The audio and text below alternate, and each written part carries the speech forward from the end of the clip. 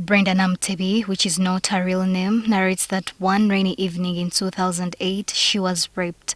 Namtebi says she had taken shelter in a building in Kampala before the horrific incident happened. Yankwata mulago oba yankuba biki oba yalina cardform simanyi kati nagenda okulaba mukulu anako nagenda okulaba nga nkola ki nga ngendera manyi ganzigwamu samanya kigenda mu maaso. She says she was infected with HIV and impregnated by a man she has no idea about. Wenadde ngo nembuuza ki ekintuuseeko abantu basirika busirisi kati okudda ne omu n'angamba bakureepize. Persons with disabilities, especially women and girls, say they are at a higher risk of HIV infection because of their higher vulnerabilities. They say they are at a risk of sexual violence, have inadequate access to information on HIV prevention, care and treatment, and are stigmatized. Inclusion of women with disabilities living with HIV and AIDS in national HIV programming continues to be tokenistic in nature.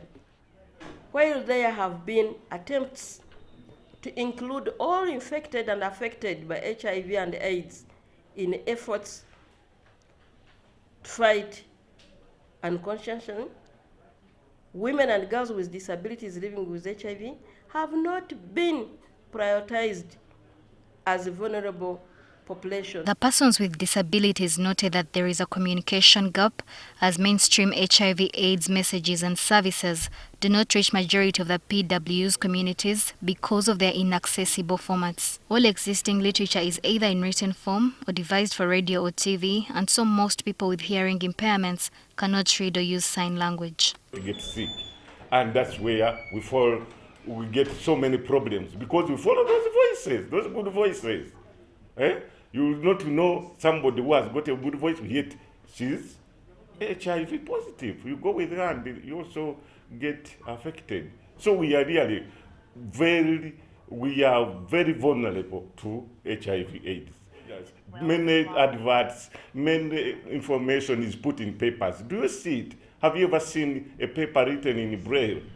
Equity Plan Steering Committee Secretariat has committed to advocate for the needs and rights of persons living with disability. We should always be mindful that they are different. Our population is not homogeneous. There are people who are at a high disadvantage compared to others. We may be a poor country and we think we don't have enough that we need to use. But we must ensure that we share equitably. Stakeholders say Uganda will require commitment, implementation of policies, inclusion of every Ugandan to achieve its target of ending HIV/AIDS by 2030. Norbert Atkunda, NTV Weekend Edition.